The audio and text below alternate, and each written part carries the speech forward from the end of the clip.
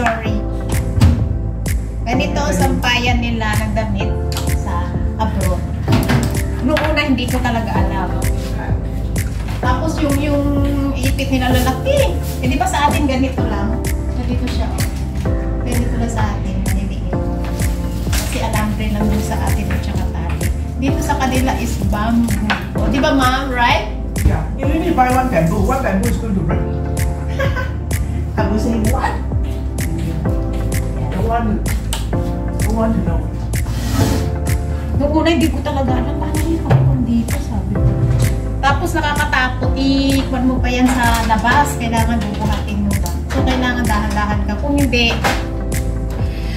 ano tawag dito? Mahuhulog ka sa baba. Marami kayo nahuhulog dati nung bagong salta ko dito.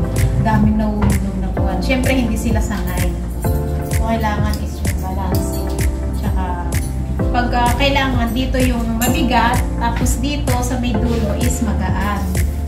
Kasi pag mabigat dun sa dulo, tapos magaan dito, yung weighing ko niya ba, mahuhulog ka talaga. Siyempre, kailangan mo i-balance. So, kontrolin mo yung. So, dapat, nung una, sabi ko, paano kaya? Nung una, yung mabigat doon, oh, grabe, takot talaga ako. Tapos, dapat, kapag yung mahangin, wag ninyong ilalabas yung damit pag malakas ang hangin. Or huwag kayong magpapasok ng sinampay pag malakas ang hangin. Kung hindi, syempre, meron yung time na kon talaga. Syempre, yung takot ko, diba, bago balaw ako. Baka mabasa yung mga sinampay ko, pag-agalitan ako, nandiyan. Meron yung kon talaga, yung muscles ko. Alam mo yung, ito, sinampay ko. Talagang yung hangin, dadali ng hangin, ay, mahuhulog talaga ako yun. Mula nung natakot talaga.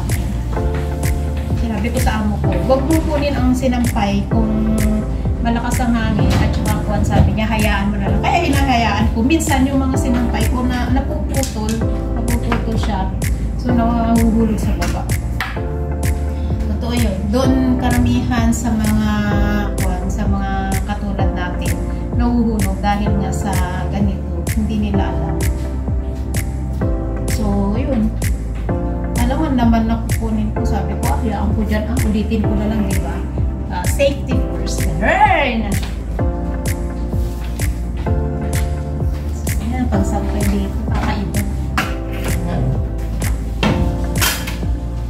Siyempre, maraming kuwan ba? Lalo pag pupunta. Andun yung takot natin doon, diba? Ako takot talaga ako pag yung nabasa yung sinumpay ko. Talagang kinukuha ko yan. Bigat na talaga ako sa parang na puro tuwan yan. Grabe.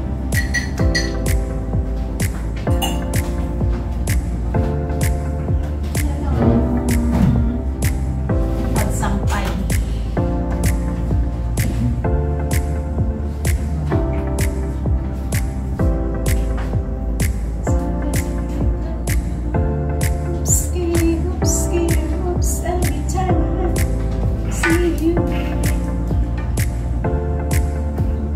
Kaya lalo na sa mga kababayan natin dyan, ingat-ingat tayo sa pagsampay. Hayaan ninyo yung mga sinampay natin dyan na mabasa at uulitin na lang. Kaysa naman tayo ang mahulog. Diba? Wala ang ating buhay.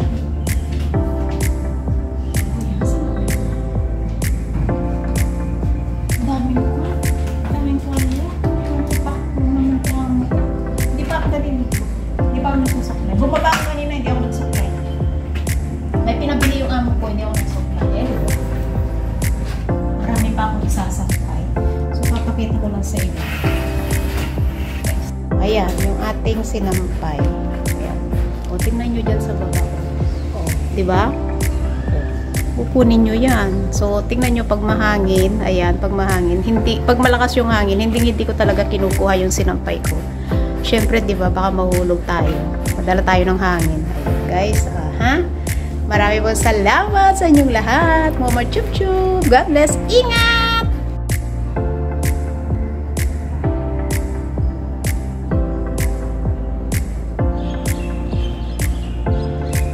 O, diba? nakapagsampay na tayo guys.